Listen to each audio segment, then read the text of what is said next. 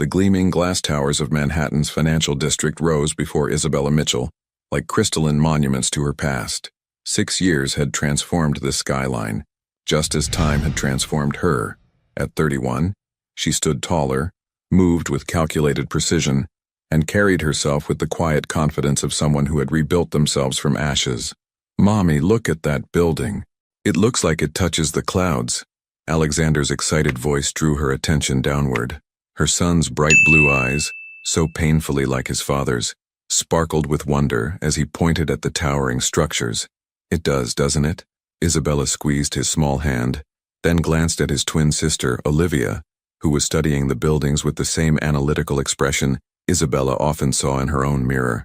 At 5 years old, the twins were already showing distinct personalities that both delighted and terrified her. They were living reminders of both her greatest joy and deepest pain. "Remember what Mommy told you about today?" Isabella knelt between them, straightening Alexander's little tie and smoothing Olivia's dark curls. The children nodded solemnly, their matching faces serious. "We're going to the special daycare while you work at your new job," Olivia recited, ever the practical one. "And we can't tell anyone our last name." "That's right, my smart girl." Isabella's throat tightened. The necessity of such secrecy weighed heavily on her, but it was crucial to her plans. The twins knew her only as Mommy, but to the rest of the world starting today, she would be Isabella Carter, the brilliant strategist hired to help modernize Reynolds Enterprises' market approach. Reynolds Enterprises. The company name alone sent a sharp pain through her chest.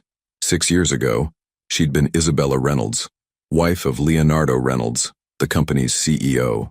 Now, she was returning not as a wife, but as an agent of carefully orchestrated chaos.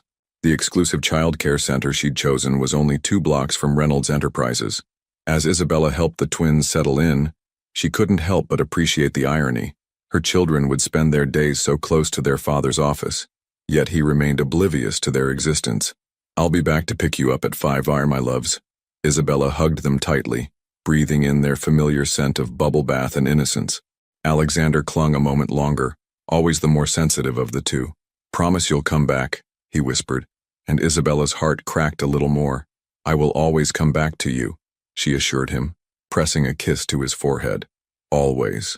20 minutes later, Isabella stood in the marble lobby of Reynolds Enterprises, her heels clicking against the polished floor as she approached security. Her dark hair was pulled back in a sleek chignon, her navy suit impeccably tailored. She'd spent years preparing for this moment, building a new identity, gaining experience at competitor firms, and waiting for the perfect opportunity to infiltrate Leonardo's company. "Isabella Carter for Human Resources," she stated calmly, presenting her ID. The security guard checked his list and nodded, handing her a visitor's badge. As she pinned it to her lapel, she caught her reflection in the glossy marble wall. The woman staring back at her bore little resemblance to the naive 25-year-old who had last walked these halls. That woman had believed in forever. She had trusted Leonardo Reynolds with her heart, her future, her everything. That woman had been destroyed one rainy night when she'd returned home early from a business trip to find Leonardo in their bed with Victoria Chen, his chief financial officer. The memory of that night still had the power to steal her breath. The way Leonardo had looked at her with cold disdain, Victoria's triumphant smirk, the cruel words that had followed. "You're broken, Isabella. You can't give me children. Victoria can—" "I've already filed for divorce." Isabella's hand instinctively moved to her stomach, remembering how she'd stood there in frozen shock, already carrying his children, but not yet knowing it. By the time she'd discovered her pregnancy 2 weeks later, Leonardo had already forced her out of their home and their social circle, spreading rumors that painted her as unstable and desperate. The elevator dinged, pulling her back to the present. As she stepped inside, she pressed the button for the executive floor.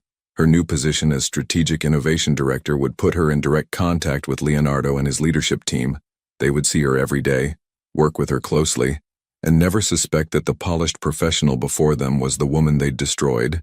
Victoria's voice carried down the hallway as Isabella approached the executive suite. "The market projections are concerning, Leo. We need fresh perspectives. That's why we hired the new strategist." Leonardo's deep voice sent an unwanted shiver down Isabella's spine.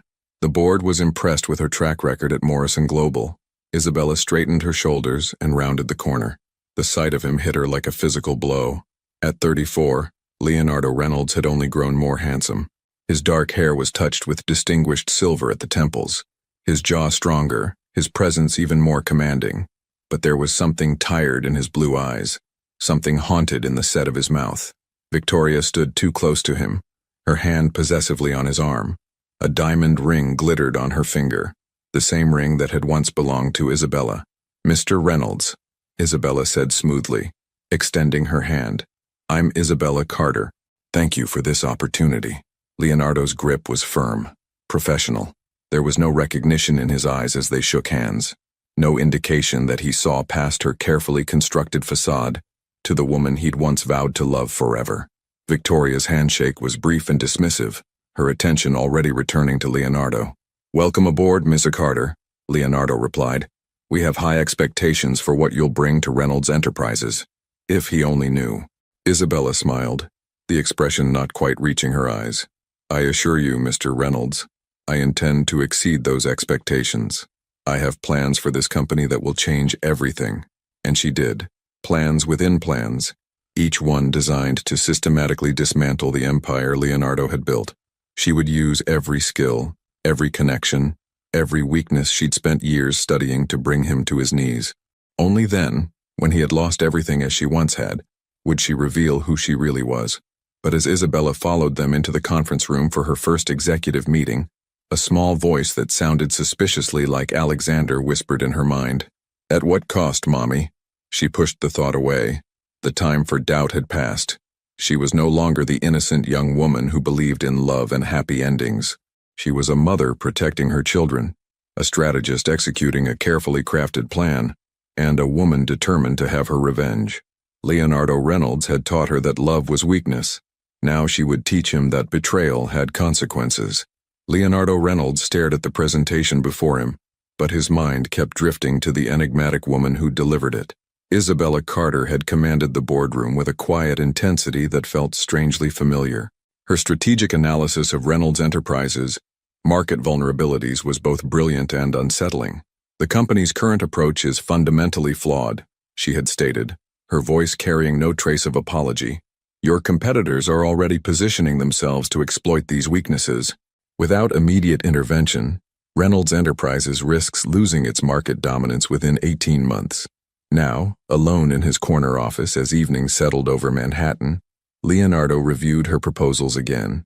She'd identified blind spots that had been nagging at him for months, articulating concerns he'd struggled to name. It was both impressive and threatening, exactly what he'd hired her for, yet somehow more than he'd bargained for. His office door opened without a knock. Victoria strode in, her heels clicking against the hardwood floor. "We need to talk about your new hire." Leonardo suppressed a sigh. After 6 years of marriage, Victoria's presence had become more exhausting than exciting. "What about her?" "She's dangerous." Victoria perched on his desk, ignoring his obvious preference for professional distance. "Her proposals would dismantle half of my financial framework. Her proposals would modernize our approach and protect us from emerging threats." Leonardo leaned back, studying his wife's perfect features. Where he had once seen ambition and drive, he now saw only calculation and control. "That's why we hired her." "We hired her because the board insisted," Victoria corrected sharply. "But I've been running the numbers on her suggestions. The implementation costs alone would be offset by projected revenue increases within 2 quarters. A calm voice interrupted. Isabella Carter stood in the doorway, a stack of reports in her arms. "I have the detailed analysis here, if you'd like to review it." Leonardo watched the two women assess each other. Victoria's practiced smile didn't reach her eyes, while Isabella's expression remained professionally neutral, yet something in the air between them crackled with unspoken tension. "Ms. Carter," Victoria's voice dripped honey-coated venom, "I don't believe we scheduled a meeting." "You didn't, but since we're discussing my proposals, I thought actual data might be relevant to the conversation." Isabella stepped into the office, her movements precise and controlled. "Unless you prefer to make decisions based on personal opinions rather than facts." Leonardo bit back a smile. Few people dared to challenge Victoria so directly. "Please, Mrs. Carter, show us your analysis." For the next hour, Isabella methodically dismantled every one of Victoria's objections with hard data and strategic insight. Leonardo found himself drawn into her vision for the company's future, a vision that somehow aligned perfectly with his own half-formed ideas. When Victoria finally left, her departure carried the chill of future confrontations. Isabella gathered her materials efficiently, but Leonardo noticed the slight tremor in her hands. "That couldn't have been comfortable for you," he observed. "Comfort isn't part of my job description, Mr. Reynolds." She met his gaze steadily. "Results are, call me Leo, everyone does." The words slipped out before he could stop them. Something flickered in her eyes. Pain, anger, but disappeared so quickly he might have imagined it. "I prefer to maintain professional boundaries, Mr. Reynolds. Experience has taught me their value." As she turned to leave, Leonardo found himself studying her profile. There was something about her that tugged at his memory, like a word caught on the tip of his tongue. "Have we met before, Ms. Carter?" She paused at the door. "I think I would remember meeting someone like you, Mr. Reynolds." After she left, Leonardo found himself unable to focus on work. His thoughts kept returning to the past, to another dark-haired woman who had once challenged and inspired him. Isabella, his Isabella, not this new one, had possessed the same quiet strength before he destroyed it. The familiar weight of guilt settled in his chest. 6 years, and he still dreamed of her sometimes, still woke reaching for her, only to find Victoria's perfectly manicured form beside him, still wondered if... His phone buzzed. A text from Victoria. "Working late again. Don't wait up." Leonardo didn't bother responding. Their marriage had devolved into a business arrangement, held together by shared secrets and mutual benefit. Victoria had given him the heir she promised, a 4-year-old son who looked nothing like him and spent most of his time with nannies. Gathering his things, Leonardo decided to walk home through the cooling evening air. His penthouse was only 15 blocks away, and he needed to clear his head. As he passed a small park, the sound of children's laughter drew his attention. 2 dark-haired children, a boy and a girl who appeared to be twins, were chasing each other around a playground while their mother watched from a bench. Something about their free, joyful movement made his chest ache. He'd always wanted children, real ones, not the political prop Victoria had provided. The mother looked up, and Leonardo quickly turned away. It was Miss Carter. The coincidence startled him, but what struck harder was the transformation in her expression as she watched her children. All her professional reserve had melted away, replaced by a love so fierce it was almost tangible. Leonardo forced himself to keep walking, but the image stayed with him. He had noticed Ms. Carter was wearing no wedding ring, had overheard someone mention she was a single mother. How did she manage it all? Running a household alone while executing high-level corporate strategy? His thoughts drifted again to his first Isabella. Had she found someone else? Started a family? He had forbidden anyone from mentioning her name after their divorce, had buried himself in work to avoid facing what he'd done. But seeing Ms. Carter with her children had cracked something open inside him. Reaching his building, Leonardo nodded to the doorman and took the private elevator to his penthouse. Victoria's absence felt more like relief than loss. He poured himself 2 fingers of scotch and walked to the floor-to-ceiling windows, looking out over the city he'd conquered at the cost of everything else. His phone buzzed again, an email from Miss Carter with additional analysis she'd prepared after hours. Her dedication was impressive, her intelligence undeniable, but it was the glimpse of her softer side in the park that intrigued him most. She was a puzzle, this woman who could shift from corporate warrior to loving mother without missing a beat. Leonardo closed the email without responding. It was dangerous to admire Mrs. Carter's complexity, dangerous to notice the grace of her movements or the depth in her dark eyes. He had learned the hard way that mixing business with pleasure only led to destruction. Yet as he prepared for another solitary evening, Leonardo couldn't shake the feeling that something significant had shifted. Miss Carter's arrival had disturbed the careful equilibrium of his world, and he wasn't entirely sure he wanted to restore it. What he didn't know, couldn't know, was that every crack in his armor was being meticulously observed and noted. Every response, every reaction, every unguarded moment was ammunition in a war he didn't yet know he was fighting. In her own apartment across town, Isabella tucked her sleeping children into bed and opened her laptop. Today's observations went into an encrypted file, each detail another piece in her elaborate plan. Leonardo's obvious dissatisfaction with Victoria, his lingering guilt about the past, His reaction to seeing her with the twins, all of it would serve her purpose. "Sweet dreams, my darlings," she whispered to Alexander and Olivia. Their peaceful faces strengthened her resolve. Tomorrow she would return to Reynolds Enterprises and continue dismantling Leonardo's world, one calculated move at a time. The game had begun. Isabella's fingers flew across her keyboard, finalizing the presentation that would initiate the first real phase of her plan. 3 weeks at Reynolds Enterprises had given her enough insight to identify the perfect pressure point: Victoria's pet project, a risky acquisition she'd pushed through 2 years ago. "Ms. Carter?" Her assistant's voice crackled through the intercom. "Mr. Reynolds would like to see you in his office." Isabella checked her watch. 7:30 p.m. Most employees had left hours ago, but she'd stayed late, as she did most nights after picking up the twins from daycare and having dinner with them. Her neighbor, Mrs. Rodriguez, was a godsend, watching the children in the evenings when work demanded her attention. "Now?" Isabella asked, although she already knew the answer. He said it's urgent. The walk to Leonardo's office gave her time to fortify her emotional walls. These late-night meetings were becoming more frequent, each one a dangerous dance of professional insight and personal undercurrents. Leonardo was increasingly letting his guard down around her, sharing concerns about the company that he wouldn't voice to others. She found him standing at his windows, his suit jacket discarded, sleeves rolled up to reveal strong forearms. The casual intimacy of his appearance was a trap she refused to fall into. "You wanted to see me, Mr. Reynolds." He turned, and the intensity of his gaze caught her off guard. "Your analysis of the Chen Tech acquisition landed on my desk today." Isabella kept her expression neutral, though her heart raced at the mention of Victoria's maiden name. "Yes, the data suggests it was significantly overvalued. Victoria pushed hard for that deal." Leonardo ran a hand through his hair, a gesture so familiar it made her chest ache.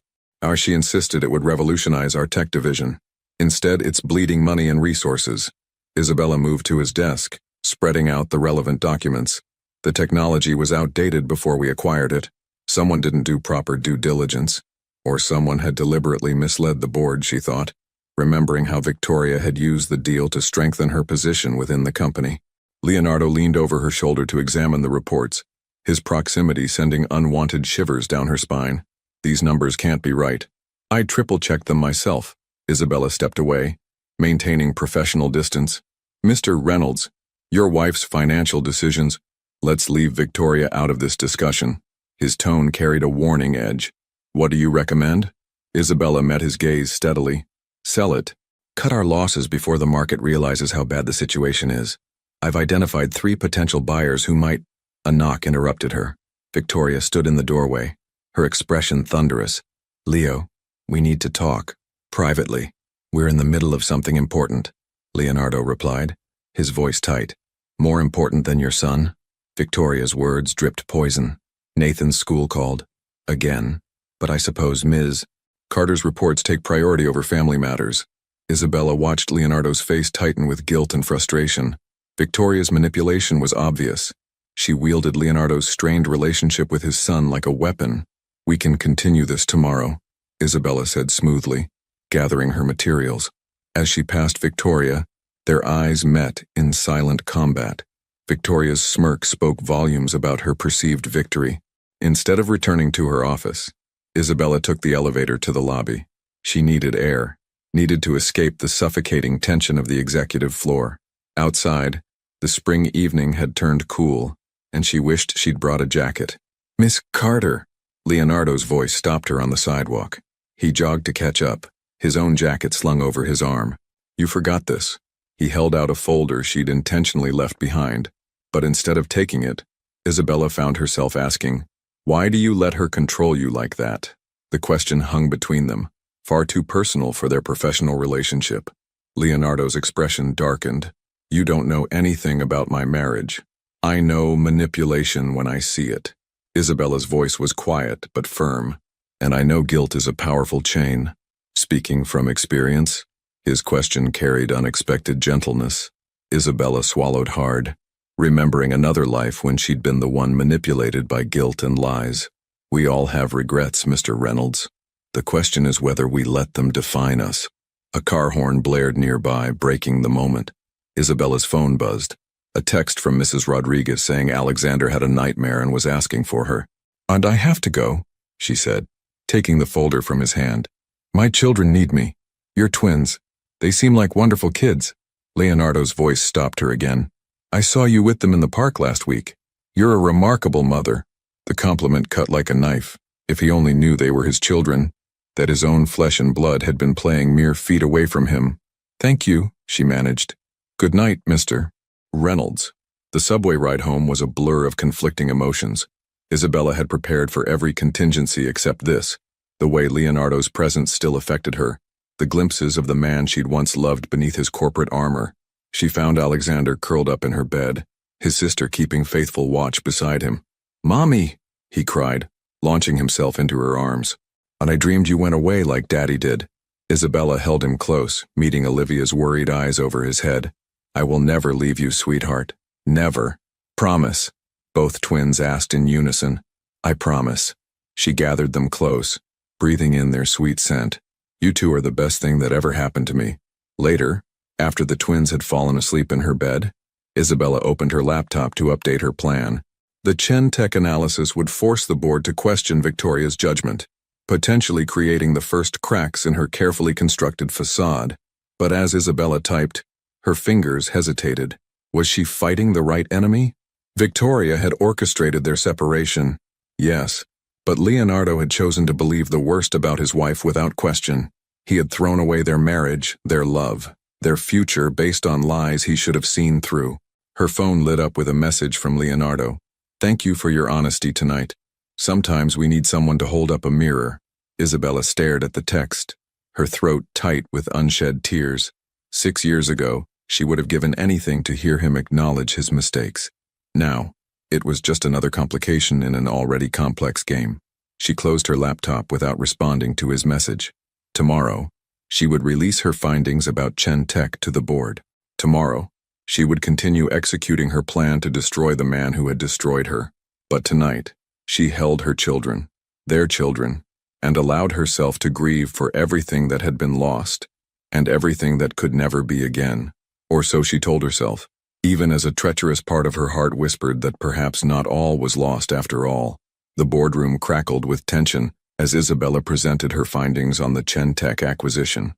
20 pairs of eyes fixed on her presentation, but she felt Leonardo's gaze most acutely. He sat at the head of the table, his expression unreadable as she systematically exposed the flaws in what had been his wife's crowning achievement. "In conclusion," Isabella stated, her voice steady despite her racing heart, "the Chen Tech acquisition has cost Reynolds Enterprises nearly $50 million in losses, with projected losses doubling if we maintain current operations." Victoria's face had turned an interesting shade of red. "These projections are based on incomplete data, I assure you, Mrs. Reynolds. The data is quite complete." Isabella clicked to her final slide, including the original valuation reports that were mysteriously absent from the board's acquisition package. The room erupted in murmurs. Isabella had spent weeks tracking down those missing documents, which proved Victoria had deliberately inflated Chen Tech's value. It was her first major move against her enemies, and she'd executed it perfectly, until Leonardo's son threw an unexpected wrench into her plans. "Mr. Reynolds," his assistant interrupted urgently. "Nathan's school is on the line. There's been an incident." Leonardo stood immediately, but Victoria remained seated. "I'm sure the nanny can handle it," she said dismissively. "This meeting is too important. My son is more important than any meeting." Leonardo's voice carried an edge Isabella had never heard before. He turned to the board. "Please excuse me. Miss Carter, can you continue the presentation?" Isabella nodded, fighting the urge to react to Victoria's obvious displeasure. As Leonardo left, she proceeded to outline her recommendations for minimizing the damage from the failed acquisition. The board members were receptive, particularly when she presented potential buyers who could help recoup some of their losses. 2 hours later, she was gathering her materials when her phone buzzed. Mrs. Rodriguez's name flashed on the screen, sending a spike of anxiety through her chest. "Olivia fell at the playground," her neighbor said without preamble. "The school nurse thinks she might need stitches." Isabella's world narrowed to a pinpoint of fear. "I'm on my way." She practically ran to her office, grabbing her purse and keys. In her haste, she collided with someone in the hallway. Leonardo, Miss Carter. He steadied her with hands on her shoulders. Is everything all right? My daughter, she's hurt. I have to go. The words tumbled out as she tried to step around him. Let my driver take you, he offered immediately. You're in no state to drive. Before she could protest, he was guiding her toward the elevator, calling his driver. The kindness in his voice made her want to cry. This was the Leonardo she'd fallen in love with, the man who cared, who acted without hesitation when someone needed help. In the backseat of his luxury car, Isabella clutched her phone, waiting for updates. Leonardo sat beside her, his presence both comforting and torturous. Nathan had another fight at school, he said quietly. He's so angry lately. I don't know how to reach him. Isabella wanted to ignore him, to focus solely on getting to Olivia, but she heard the pain in his voice, remembered how it felt to watch a child struggle.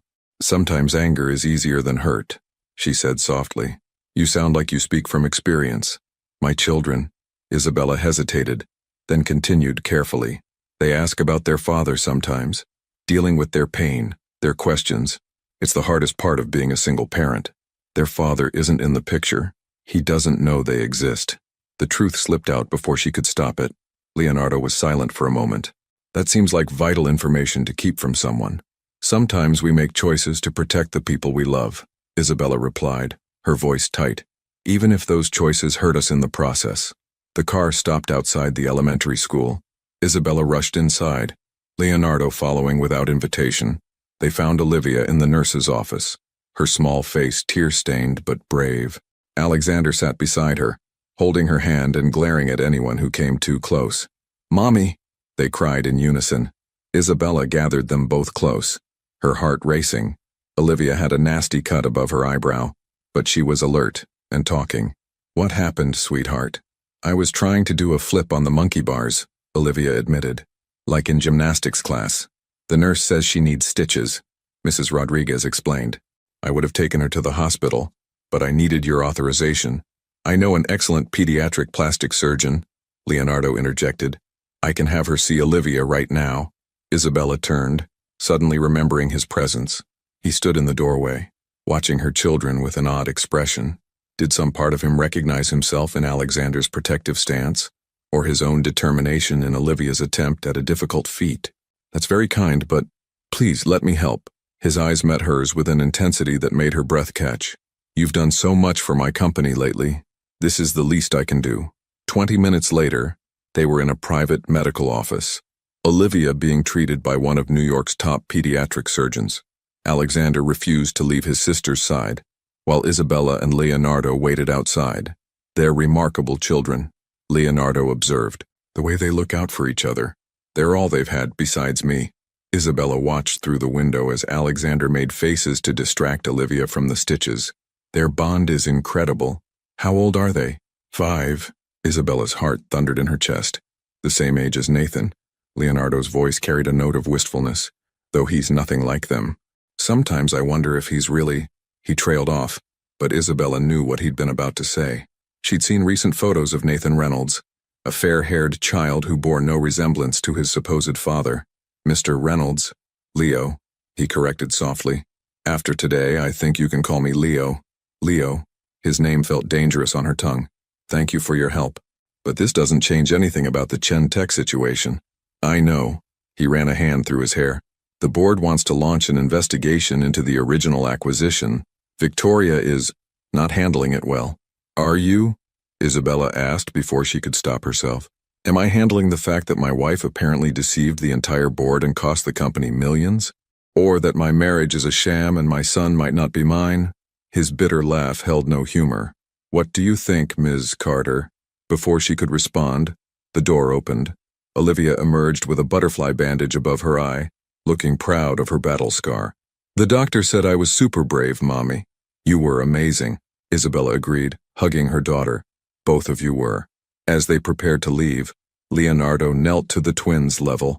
Well, next time you want to try something daring on the playground, maybe start with something a little lower to the ground. Olivia giggled. Okay, Mr. Reynolds. Thank you for helping my sister, Alexander added solemnly, his blue eyes, so like his father's, meeting Leonardo's directly. Something flickered across Leonardo's face. Recognition? Confusion? But before he could respond, Victoria's sharp voice cut through the moment. Leo, what are you doing here? Nathan's waiting at home. Isabella gathered her children close as Victoria approached, her heels clicking aggressively against the tile floor. The other woman's eyes narrowed as she took in the scene. Just helping a valued employee in an emergency, Leonardo replied smoothly. Standing, Miss Carter, take tomorrow off to be with your children. We can continue our discussion about Chen Tech when you return. Isabella nodded, hurrying her twins toward the exit. As they left, she heard Victoria's angry whispers begin, but she didn't look back. Her carefully constructed plans were shifting, complicated by Leonardo's kindness and her children's unexpected interaction with their father. That night, after tucking the twins into bed, Isabella stared at her revenge strategy document for a long time before closing it without updates. The game was changing, and she wasn't entirely sure she was still playing to win. She just wasn't sure what winning meant anymore. Victoria's retaliation came swiftly and viciously. Isabella arrived at work the following Monday to find her access to key financial systems revoked, and rumors circulating about her unauthorized investigation into Chen Tech. A simple clerical error with your security clearance, Victoria explained with a predatory smile when Isabella confronted her. I'm sure it will be sorted out soon. Until then, perhaps you should focus on less sensitive projects. Isabella maintained her professional mask, but inside, her anger burned cold and fierce. Interesting timing, considering the board's decision to audit all acquisitions from the past 5 years. Be careful, Ms. Carter. Victoria stepped closer, dropping her voice. You're playing a game you don't understand. Accidents happen to people who dig too deep. The threat was clear, but Victoria didn't know she was threatening a woman who had already lost everything once before. Isabella merely smiled. Is that what happened to Chen Tech's original valuation reports? Mrs. Reynolds? An accident? Before Victoria could respond, Leonardo's voice cut through the tension. Is there a problem here? Both women turned to find him watching them with narrowed eyes. Victoria immediately softened her stance, but Isabella caught the flash of calculation in her expression. Just a technical issue with Mrs. Carter's access, Victoria said smoothly. I was explaining the situation. Restore her access immediately, Leonardo ordered, his tone brooking no argument. Ms. Carter's investigation has the board's full support. Victoria's perfectly manicured nails dug into her palm. Of course, darling. I'll handle it personally. As Victoria stalked away, Leonardo turned to Isabella. Are you all right? That looked intense. I can handle Victoria Reynolds, Isabella assured him, though her heart was racing from the confrontation. How's Olivia's gift working out? Leonardo's face softened at the mention of her daughter. He had sent Olivia a deluxe art set after her accident, complete with professional-grade colored pencils and a sketchbook. I hope she likes it. Nathan never showed any interest in art, but something about Olivia reminded me. He trailed off, that puzzled look crossing his face again. Isabella knew what he was feeling, the subconscious recognition of his own artistic talent in their daughter. Leonardo had once filled sketchbooks with beautiful drawings, before Victoria convinced him it was a waste of a CEO's time. She loves it, Isabella said quietly. She's been drawing non-stop. Alexander insists on hanging every picture on the refrigerator. They're very close. You're twins. Leonardo's voice held a note of envy. Nathan's so isolated. Sometimes I wonder if having a sibling would have made a difference. The irony of his words hit Isabella like a physical blow. His children did have a sibling. They had each other. But before she could process the emotion, her phone buzzed with an urgent message. Excuse me, she said, checking the screen. Her contact in the IT department had come through with crucial information. I need to handle something. In her office, Isabella reviewed the encrypted files her source had provided. They proved what she had suspected. Victoria hadn't just manipulated the Chen Tech acquisition. She had been systematically siphoning money from Reynolds Enterprises through a network of shell companies. Isabella's hands shook as she processed the implications. This was it, the evidence she needed to destroy Victoria completely. But using it would have consequences far beyond her original plan for revenge. A knock at her door made her quickly close the files. Leonardo entered, carrying 2 cups of coffee. I thought you might need this. You've been holed up in here for hours. Thank you. Isabella accepted the coffee, trying to ignore how domestic the gesture felt. I found something you need to see. That sounds ominous. He settled into the chair across from her desk. Before I show you, I need to know something. Isabella met his eyes directly. How much are you willing to risk to learn the truth? Leonardo's expression turned serious. About Chentech? About everything. Isabella took a deep breath. What I've discovered, it goes far beyond one bad acquisition. Victoria has been... Her office phone rang, interrupting her. It was the twins' school. Alexander had gotten into a fight defending Olivia from bullies who were teasing her about her bandaged eyebrow. I have to go, Isabella said, gathering her things. My son, I'll drive you, Leonardo offered immediately. I should check on Nathan anyway. Victoria mentioned he's been having a rough day. The car ride was tense with unspoken words. Isabella clutched her laptop, which contained evidence that could shatter Leonardo's world even more thoroughly than she had planned. Beside her, Leonardo radiated anxiety about his own son's troubles. They reached the school to find both their children in the principal's office. Alexander sat protectively beside Olivia, sporting a split lip, but looking grimly satisfied. Nathan Reynolds slouched in a chair across the room, a bruise forming around his eye. He started it, Nathan accused as soon as his father entered. He just went crazy when I was talking to the girl.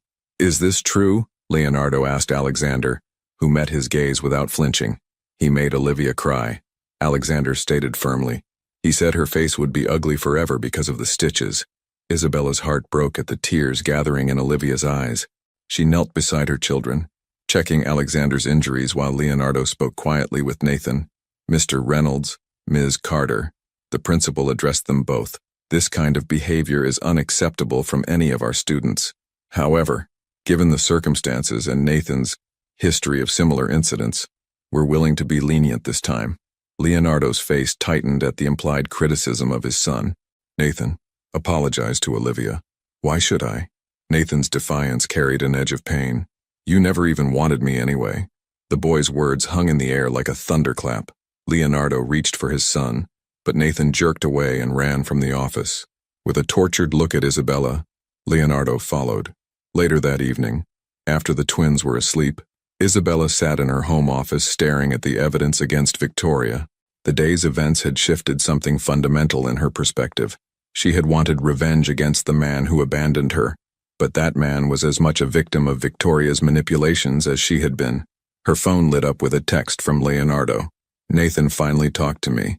He overheard Victoria telling someone I'm not his real father. I don't know what to do. Isabella's fingers hovered over the keyboard. She could use this moment of vulnerability to further her revenge, to push Leonardo closer to the edge. Instead, she found herself typing, "Children deserve the truth, even when it's painful. They're stronger than we think." His response came quickly. Like your twins, they're remarkable kids. Alexander reminds me so much of... He didn't finish the thought, but Isabella's heart raced. Was he beginning to see the truth? And if he did, what would that mean for her carefully constructed plans? Another text arrived. Can we meet tomorrow? There's something I need to show you about Victoria. I think you're the only person I can trust. Isabella closed her eyes, feeling the weight of 6 years of secrets and pain. Tomorrow she would have to decide, continue with her revenge and destroy Leonardo completely, or help him uncover the truth about Victoria and risk destroying herself in the process. Either way, the game was reaching its endgame, and the stakes had never been higher. The private dining room at Le Bernardin felt like neutral territory for a conversation that would change everything. Isabella arrived precisely at noon, her laptop containing the evidence against Victoria feeling heavier than usual. Leonardo was already there, looking like he hadn't slept. "Thank you for coming," he said, standing to pull out her chair. The gesture was unconsciously intimate, reminiscent of countless dinners they'd shared in their previous life. "I almost called you last night. Is Nathan okay?" Isabella asked, genuinely concerned about the boy who was, technically, her children's half-brother. Leonardo's face darkened. "He refused to come home. He's staying with my mother, which is probably for the best. Victoria didn't even notice he was gone until this morning." A waiter appeared with water and menus, but Leonardo waved him away. "I'm not here for lunch," he said, pulling out a thick folder. "This is what I wanted to show you." Inside were bank statements, transfer records, and correspondence that outlined a pattern of financial manipulation dating back years. Isabella's heart raced as she realized these documents complemented her own evidence perfectly. I started digging after your Chen Tech presentation, Leonardo explained, his voice tight with controlled anger. Victoria's been embezzling from the company since before we were married. The question is, why didn't our financial oversight catch this? Isabella took a careful sip of water, buying time to frame her response. Sometimes we don't see what we don't want to see, like the fact that Nathan isn't my son. His bitter laugh held no humor. I had paternity tests done last night. Victoria doesn't know yet. Leo. Isabella reached for his hand without thinking, then pulled back. I'm so sorry. Don't be. I think I've always known, deep down, just like I've known something was wrong with Victoria's numbers. He ran a hand through his disheveled hair. What I can't figure out is why. We were already wealthy. The company was successful. Why risk everything? Isabella opened her laptop, her finger hovering over the keyboard. Because Chen Tech wasn't just about money. It was about power and revenge. She turned the screen toward him, showing emails between Victoria and James Chen, her brother. They outlined a long-term plan to take control of Reynolds Enterprises through a combination of financial manipulation and personal sabotage. They've been working together for years, Isabella explained softly. Chen Tech was just one piece of a larger strategy. Leonardo's face went pale as he read. These dates? This started before Victoria and I were even married. Before your first wife. Isabella's voice was barely a whisper. How did you know I was married before? Leonardo's eyes snapped to hers, suddenly sharp with suspicion. Isabella's carefully constructed world teetered on the edge of collapse. Before she could respond, her phone buzzed with a text from Mrs. Rodriguez. 911, Victoria Reynolds at school asking to see twins. Claims to be their aunt. Ice flooded Isabella's veins. She stood so abruptly her chair nearly toppled. I have to go. Victoria's at my children's school. What? Leonardo rose with her. Why would she? Because she knows who I am, Isabella realized with horror. She must have figured it out when she saw the twins with you at the doctor's office. She grabbed her laptop and purse, but Leonardo caught her arm. Isabella, what aren't you telling me? The sound of her name, her real name on his lips made her freeze. She met his eyes and saw the dawning recognition there. The pieces finally falling into place. Those children, he whispered. Their age, their faces, Alexander's eyes. I can't do this right now. Isabella pulled away. I have to protect my children. Our children, Leonardo's voice cracked. Isabella, wait! But she was already running, her heels clicking against the restaurant's marble floors as she fled. In the taxi to the school, her mind raced with possibilities. Had Victoria known all along who she was? Had she been playing her own game while Isabella played hers? The school was in chaos when she arrived. Victoria stood in the office, wearing designer clothes and a victorious smile. Well, if it isn't Isabella Reynolds, she announced loudly. Or do you prefer Carter these days? Where are my children? Isabella demanded, her voice deadly calm. Safe with the principal, Victoria replied smoothly. I simply came to meet my niece and nephew. Imagine my surprise when I realized who their mother was. Leonardo's going to be devastated when he learns how you've deceived him. Again, like you deceived him, Isabella countered. I know everything, Victoria. About Chen Tech, about the embezzlement, about Nathan's real father. Victoria's smile faltered slightly. Careful, Isabella. You're not the only one who can destroy lives. Mom! Alexander's voice cut through the tension. He and Olivia burst from the principal's office. Running to Isabella, she gathered them close, her body shielding them from Victoria's calculating gaze. It's okay, she whispered to her children. Everything's okay. Is it? Leonardo's voice made them all turn. He stood in the doorway, his face a mask of barely controlled emotion. Is anything about this situation okay? Victoria recovered first. Leo, darling, I can explain. Save it. His voice could have frozen fire. The board is meeting right now to review evidence of your embezzlement. The police have probably already arrived at the office. Victoria's face drained of color. You wouldn't dare. I'm your wife. No, Leonardo said quietly. You're a criminal who's been stealing from my company and manipulating my life for years. And you, he turned to Isabella, his eyes full of pain and wonder as he looked at the twins. You're the woman I never stopped loving. And those are my children, aren't they? Alexander and Olivia looked between the adults with growing understanding. Mommy? Olivia's small voice trembled.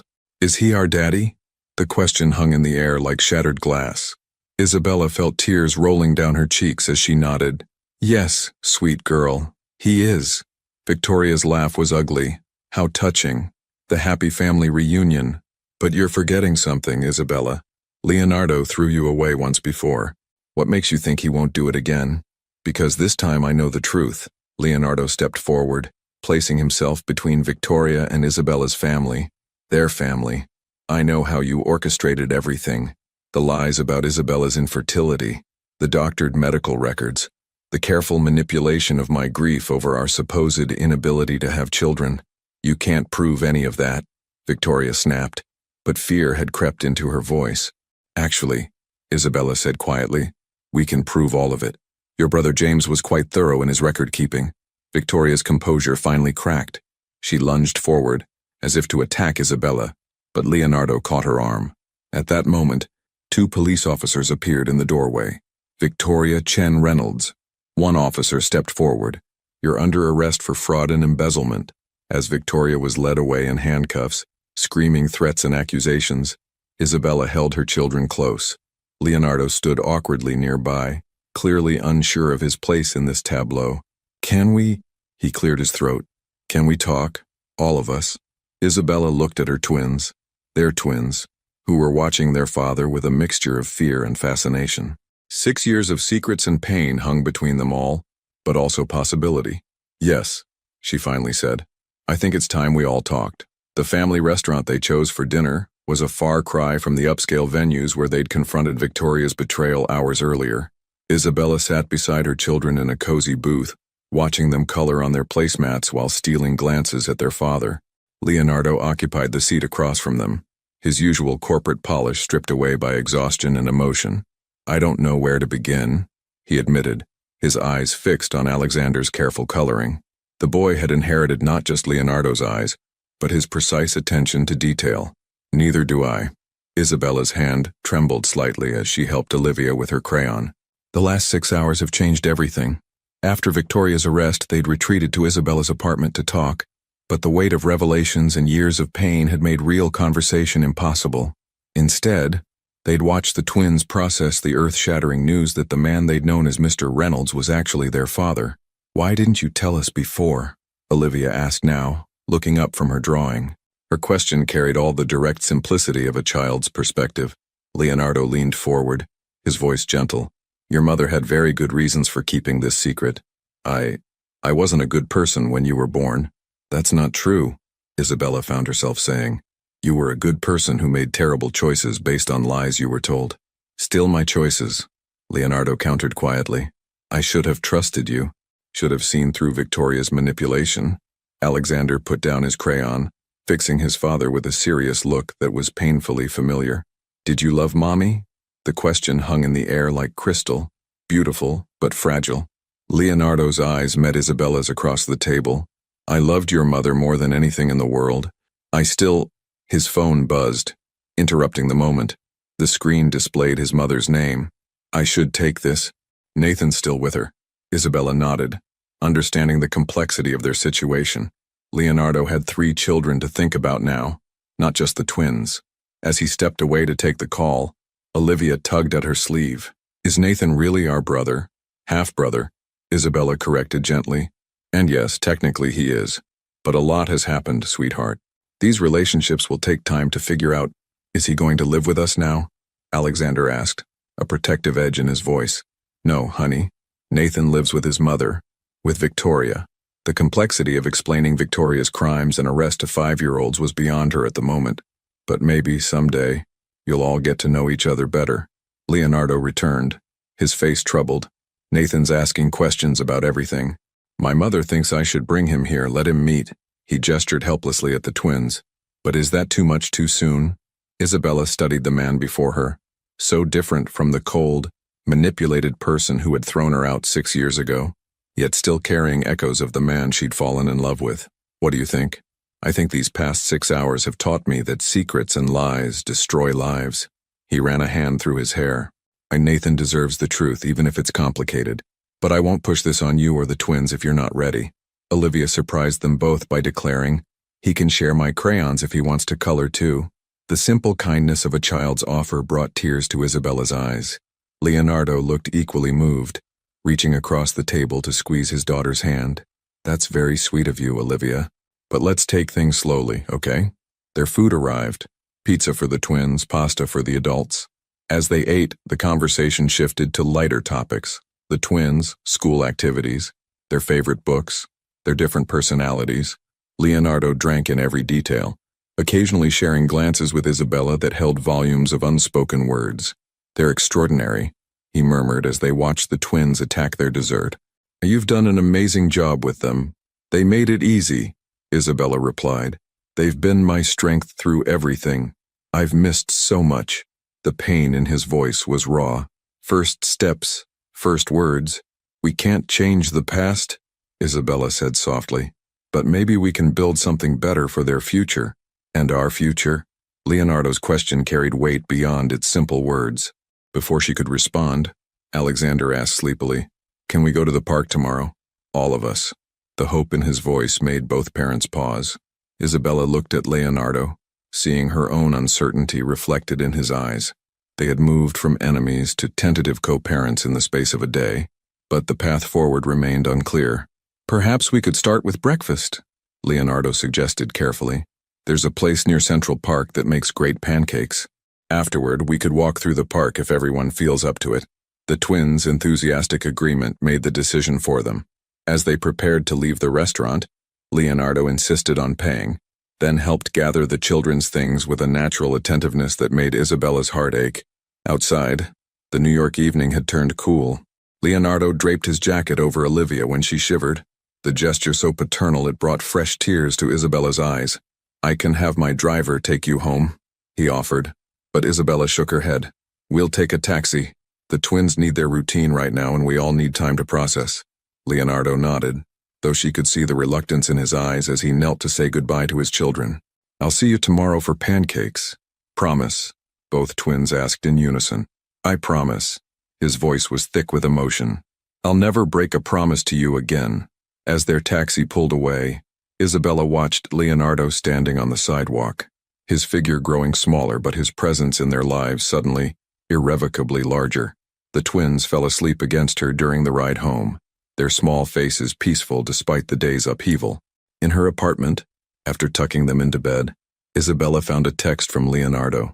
"Thank you for today, for giving me a chance to know them, for possibly giving me a chance to make things right." She stared at the message for a long time, her heart a battlefield of conflicting emotions. The revenge she'd planned seemed hollow now, replaced by something more complex and frightening. Hope. Tomorrow would bring new challenges, explaining things to Nathan, dealing with the fallout from Victoria's arrest, navigating their new reality as co-parents. But for tonight, Isabella allowed herself to imagine a future where her children had both parents in their lives, where old wounds might finally begin to heal. She replied simply, "See you tomorrow for pancakes." Sometimes, she realized, the best revenge wasn't destruction at all. Sometimes it was building something new from the ashes of what was lost. The pancake breakfast felt surreal. Isabella watched as Leonardo helped Olivia cut her stack into perfect triangles, while Alexander methodically arranged his blueberries into patterns. The morning sunlight streaming through the restaurant's windows created an almost dreamlike quality to the scene. "More syrup, Daddy?" Olivia asked, the word Daddy still new and experimental on her tongue. Leonardo's hand trembled slightly as he reached for the syrup pitcher, his eyes bright with emotion. "You'll have to be careful," he said, maintaining his composure. "Too much syrup might make you too sweet." The twins giggled, and Isabella felt her heart constrict. It was moments like these, simple, ordinary moments, that they'd all been robbed of for years. Before she could dwell on that thought, her phone buzzed with a news alert. Reynolds Enterprises CFO arrested. Corporate scandal rocks Wall Street. Leonardo noticed her expression change. More headlines. She nodded, turning her phone so he could see. The twins were thankfully too absorbed in their breakfast to notice the tension that crossed their father's face. "The board's calling an emergency meeting this afternoon," he said quietly. "They want you there." "Me? Why?" "Because you uncovered everything. And because—" He hesitated, glancing at the twins. "We need to discuss succession planning. Victoria's arrest has implications for Nathan's trust fund and inheritance." The mention of Nathan sobered them both. Leonardo's mother had texted earlier to say the boy was still refusing to talk about yesterday's events. Isabella couldn't blame him. At 10 years old, his entire world had been upended. "How is he?" she asked softly. "Lost. Angry. My mother says he spent all night drawing. Apparently, he does that when he's upset." Leonardo's voice caught. Another trait that didn't come from me or Victoria. Their eyes met in shared understanding. Nathan's biological father was still unknown. Another piece of Victoria's elaborate deception. Maybe, Isabella started carefully, maybe the twins could write him a letter. Nothing pressuring. Just an introduction. Leonardo's face softened. "You'd be okay with that? They're siblings. Leo, however complicated the circumstances, that's a connection that deserves a chance." Before he could respond, Olivia tugged at his sleeve. "Can we go to the park now? You promised." The morning air was crisp as they walked through Central Park. The twins ran ahead, their energy boundless, while Isabella and Leonardo followed at a more measured pace. Occasionally their hands would brush, sending electricity through Isabella's arm. "I keep thinking about the day you left," Leonardo said suddenly. "Or rather, the day I made you leave. If I had known you were pregnant, would it have changed things?" Isabella asked, watching Alexander help Olivia climb onto a swing. "You believed I couldn't have children. Victoria's lies about my infertility were what drove you away. I was a fool." His voice was heavy with regret. "A fool who trusted the wrong person and hurt the only woman I've ever truly loved." Isabella's heart stuttered at his use of present tense. But before she could respond, her phone rang. It was her lawyer. "Victoria's asking for a deal," her lawyer informed her. "She wants to trade information about the embezzlement scheme for a reduced sentence. She specifically mentioned having evidence about the medical records she falsified 6 years ago." Isabella's hand tightened on the phone. "What kind of evidence?" "Documents proving she bribed your doctor to falsify infertility test results. She's willing to testify that it was all part of a long-term plan to gain control of Reynolds Enterprises through Leonardo." After ending the call, Isabella relayed the conversation to Leonardo. His face darkened with each word. "And she planned it all," he said, his voice tight with anger. "From the very beginning, before we were even married, she and her brother were plotting to take everything." "Dad," Alexander called from the playground. "Watch me go across the monkey bars." Leonardo's expression transformed instantly, pride and joy replacing anger as he watched their son navigate the bars with determination. "Be careful, buddy." Isabella observed the interaction, noting how naturally Leonardo had slipped into the role of father. It both warmed and terrified her. Warm because her children deserved this love. Terrifying because her heart wasn't ready to trust him completely. "The board meeting," and she said, returning to business. "What exactly do they want from me?" "Officially, your insights into the financial irregularities you uncovered." Leonardo turned to face her fully. "Unofficially, they want to know if you'll consider taking Victoria's position as CFO." Isabella's shock must have shown on her face because he continued quickly. "You're the most qualified candidate. You understand our systems. You've already identified and begun correcting Victoria's manipulation, and the board trusts you." "The board doesn't know who I really am," she pointed out. "Maybe it's time they did." Leonardo's eyes held hers. "No more secrets, no more lies. We tell them everything. About our past, about the twins, about why you really came back. Let them judge us on the whole truth." "That's a huge risk," Isabella whispered. "For both of us. I'm tired of living in Victoria's web of lies." He reached for her hand, and this time she didn't pull away. "Whatever happens with us personally, our children deserve to live in the light of truth." As if on cue, the twins raced over, breathless and laughing. "Push us on the swings," Olivia demanded, grabbing Leonardo's free hand. "Both of you," Alexander added, taking Isabella's. They spent the next hour at the playground, taking turns pushing the twins on swings and catching them at the bottom of slides. To anyone passing by, they would have looked like any normal family enjoying a Sunday morning. But Isabella felt the weight of the upcoming board meeting like a shadow over the sunshine. As they prepared to leave the park, Leonardo received a text that made him frown. "Nathan's asking to see the twins," he said quietly. "My mother says he has something he wants to give them." Isabella looked at their children, who were attempting to teach each other cartwheels on the grass. "Maybe it's time. If he's reaching out, we should encourage that connection." "Are you sure?" "No," she admitted. but I'm trying to make decisions based on hope instead of fear. Leonardo's eyes filled with an emotion she wasn't ready to name. I don't deserve your generosity. This isn't about deserving, she replied softly. It's about doing what's right for all our children. They agreed to meet that evening at Leonardo's mother's house. Neutral territory for what would undoubtedly be a delicate first meeting between the siblings. As they parted ways outside the park, Leonardo to prepare for the board meeting and Isabella to take the twins home, he caught her hand one last time. Whatever happens at the meeting, he said earnestly, know that I'm grateful for this second chance, not just with the twins, but with you. Isabella withdrew her hand gently. Let's focus on the children for now, she said, but her heart raced at the intensity of his gaze. Later, as she helped the twins pick out clothes for meeting their brother, Isabella wondered if she was truly ready for all these changes. The revenge she'd planned had been straightforward, destroy Leonardo's world as he had destroyed hers. But life had offered something more complicated, the chance to build something new from the ashes of their past. The question was, did she have the courage to take that chance? The Reynolds Enterprises boardroom felt different with Victoria's absence. Isabella sat beside Leonardo at the massive mahogany table, aware of every board member's scrutiny. Her presentation on the financial irregularities had been comprehensive, clinical, and devastating.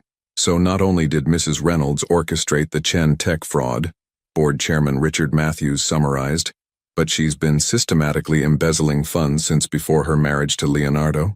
Yes, Isabella confirmed, her voice steady. The evidence suggests this was a long-term strategy orchestrated by Victoria and her brother James Chen to gain control of Reynolds Enterprises. And you discovered all this in just 3 months?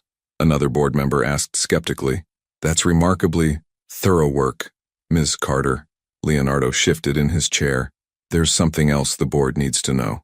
He glanced at Isabella, receiving her slight nod. Miss Carter's real name is Isabella Reynolds. She was my first wife. The silence that followed was deafening. Isabella watched shock, understanding, and calculation cross various faces around the table. Finally, Chairman Matthews spoke. I remember you, he said quietly. You were at the company Christmas party 6 years ago before the unpleasantness. Yes, Isabella admitted. I returned to Reynolds Enterprises under my mother's maiden name, with the initial intention of exposing Victoria's manipulation. What I discovered was far worse than I imagined. This is quite the revelation, another board member commented dryly. Should we be concerned about personal vendettas influencing company decisions? My findings are thoroughly documented, Isabella replied calmly. Every transaction, every manipulation, every false document, it's all there for your independent verification. My personal history with the company doesn't change the facts. No, Chairman Matthews agreed. But it does raise questions about future leadership. Leonardo, given these circumstances. I have complete faith in Isabella's professional integrity, Leonardo interrupted firmly. In fact, I'm formally recommending her for the position of CFO. More silence followed this announcement. Isabella felt the weight of a dozen calculating stares, but she kept her expression neutral. Everything she'd worked for hung in this moment. There's one more thing you should know, she said, her voice clear in the quiet room. Leonardo and I have children together. Twins. They were born after our separation, and he only learned of their existence yesterday. The boardroom erupted in murmurs. Chairman Matthews raised his hands for silence. This is unprecedented. You understand our concern about having formerly married co-parents in our 2 highest executive positions. What should concern you more, Leonardo countered, is losing the person best qualified to restore stability to our financial operations. Isabella didn't just uncover Victoria's fraud. She's already developed strategies to mitigate the damage and prevent future manipulation. The discussion continued for another hour, but Isabella sensed the tide turning in their favor. Her detailed knowledge of the company's operations, combined with her clear plans for recovery, gradually overwhelmed concerns about her personal connection to Leonardo. By late afternoon, she had been officially appointed as CFO of Reynolds Enterprises, with the stipulation that an independent oversight committee would monitor major financial decisions for the first year. Congratulations, Leonardo said softly as they left the boardroom. You earned this. We both know I originally came here for revenge, Isabella reminded him, straightening papers in her portfolio to avoid his intense gaze. But you stayed for justice," he corrected. "There's a difference." Before she could respond, both their phones buzzed with messages from Leonardo's mother. The children were getting restless waiting for them.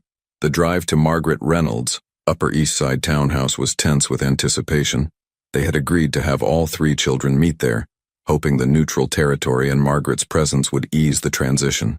"Nathan's nervous," Leonardo said, breaking the silence. "He spent all morning working on something for the twins." "The twins are nervous too," Isabella admitted.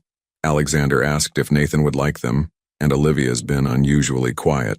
They found all three children in Margaret's sunroom. Nathan sat apart from the twins, clutching a large sketchbook. Alexander and Olivia huddled together on a window seat, watching their older brother with cautious curiosity. "Hello, darlings." Margaret greeted them warmly. Isabella had always liked Leonardo's mother, who had opposed Victoria from the beginning. "Nathan has something he'd like to share." The boy approached the twins hesitantly, his previous anger replaced by uncertainty. I drew these for you," he said, opening his sketchbook. "Since we're, family now." Isabella's breath caught as she saw the drawings. Nathan had created individual portraits of Alexander and Olivia based on their brief encounter at school. The artwork showed remarkable talent for a 10-year-old, capturing not just their features but something of their personalities. "These are amazing," Olivia exclaimed, her natural enthusiasm breaking through her shyness. "You made me look like a princess." "You drew my freckles exactly right," Alexander added, studying his portrait with serious appreciation. Nathan's face lit up at their praise.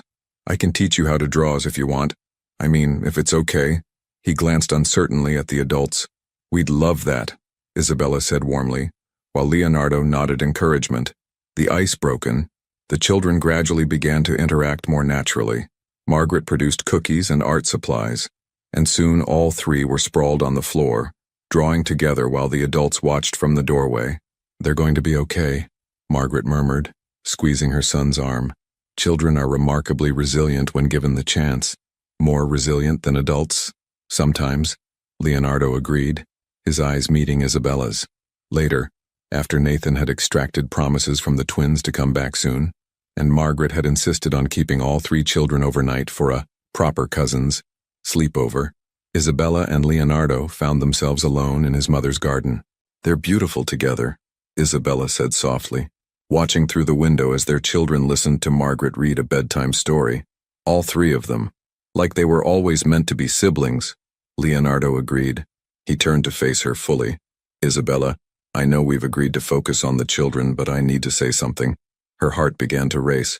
"Leo, I never stopped loving you," he said simply. "Even when I believed Victoria's lies, even when I was consumed by anger and hurt, some part of me never stopped. Seeing you with our children, watching you protect this company, understanding the strength it took to raise our twins alone, I fall in love with you more every day." Isabella felt tears threatening. We can't. "I know." He stepped closer, not touching her but close enough that she could feel his warmth.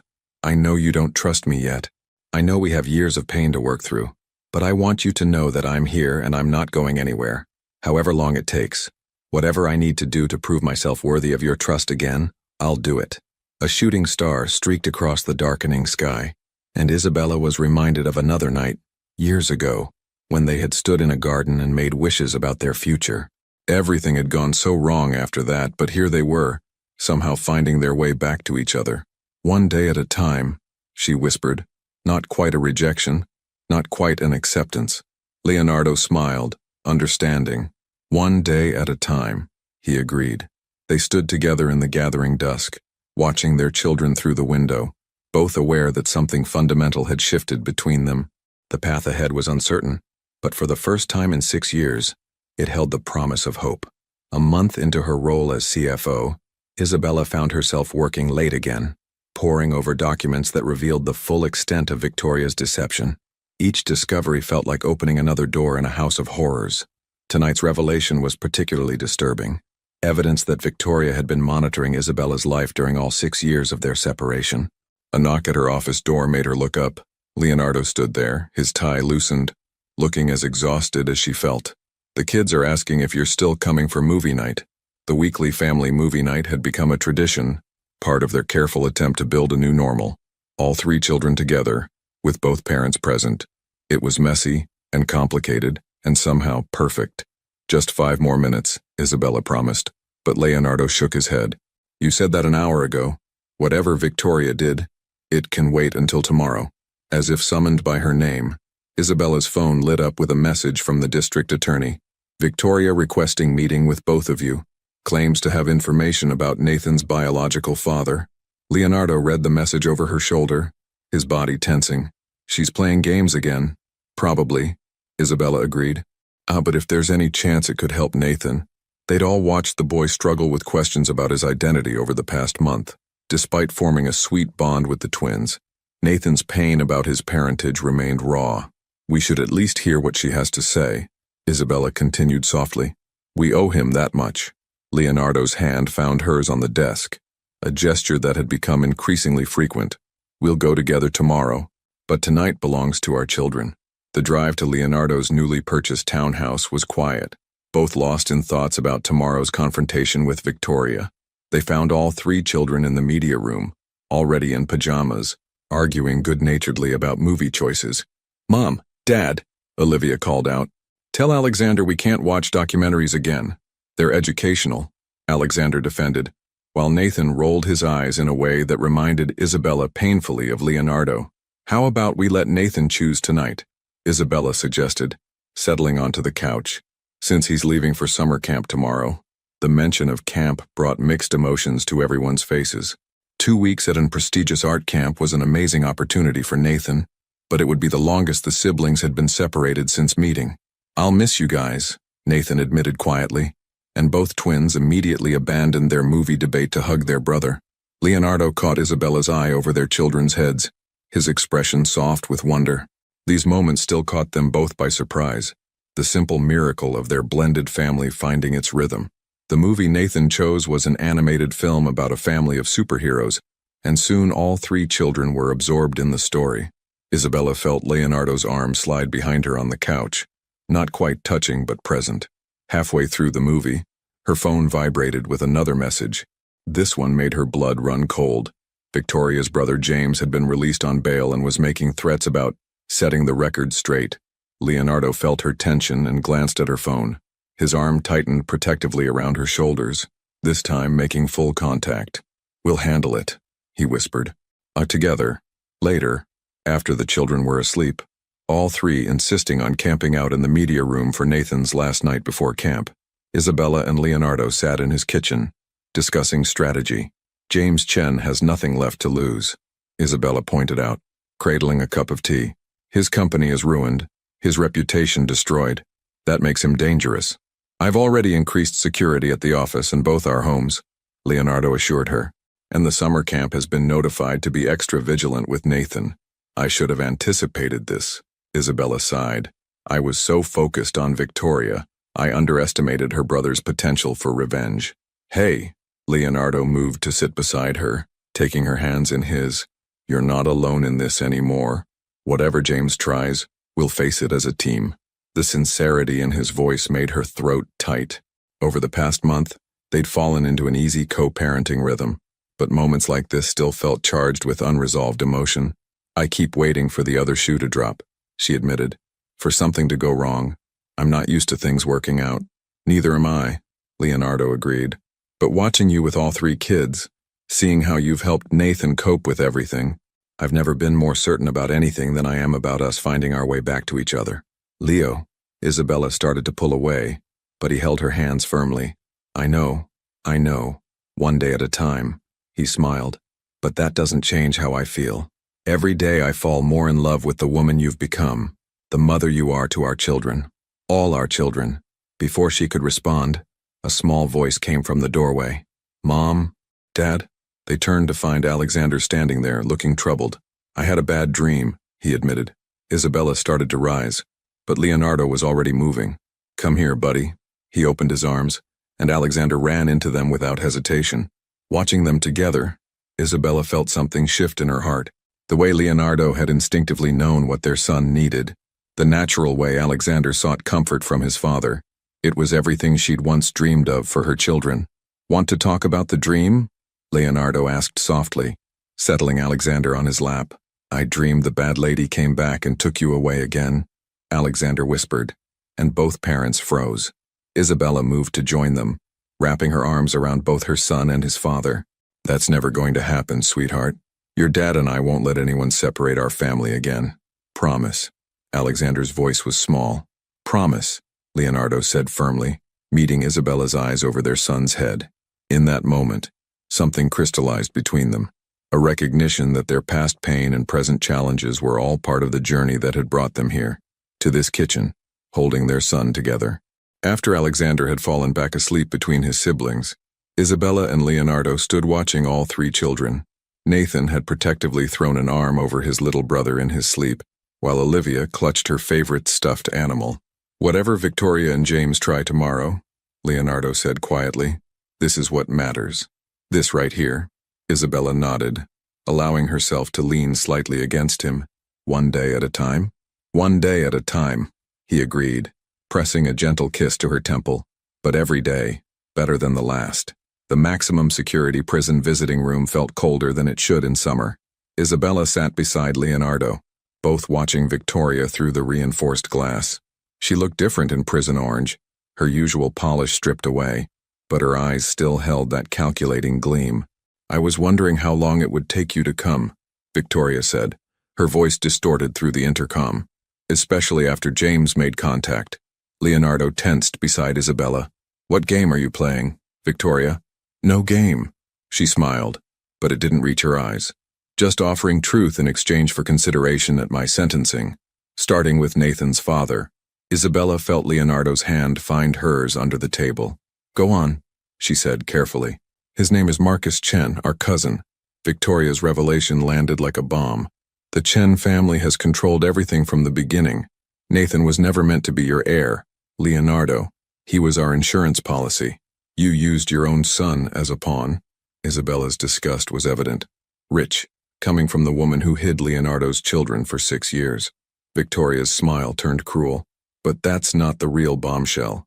James has proof that you knew about the Chen Tech fraud before you came back, Isabella. Proof that you used insider information to orchestrate your revenge." Isabella's blood ran cold. It was true. She had discovered Victoria's scheme months before returning to Reynolds Enterprises. That knowledge had shaped her entire strategy. "If that proof exists," Leonardo said quietly, "why hasn't James used it?" "Because I convinced him to wait." Victoria leaned forward. "Here's my offer.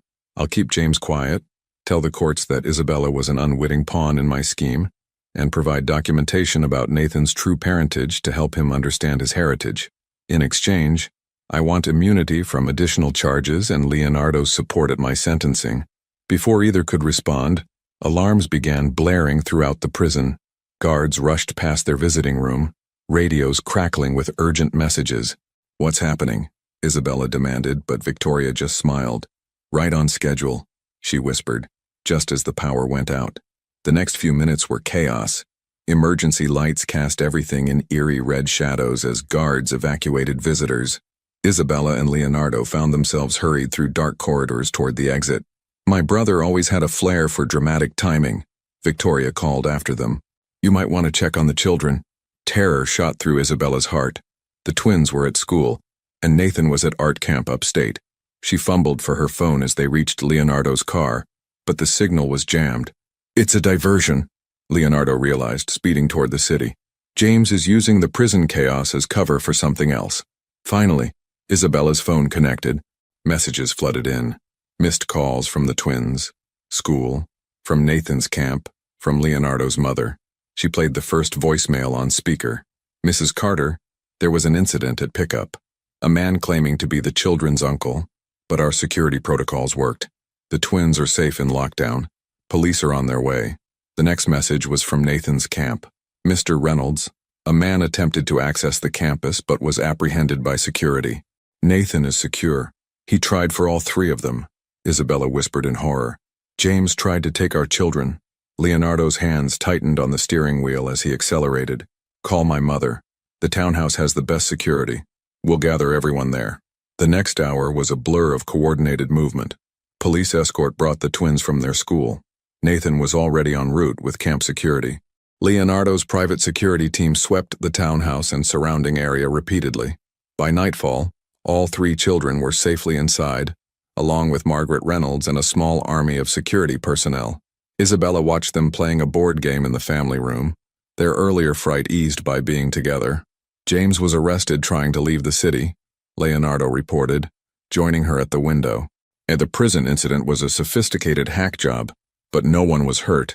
Victoria's privileges have been revoked. She really thought she could blackmail us with my past actions? Isabella shook her head. After everything she's done. She's desperate. Leonardo turned Isabella to face him.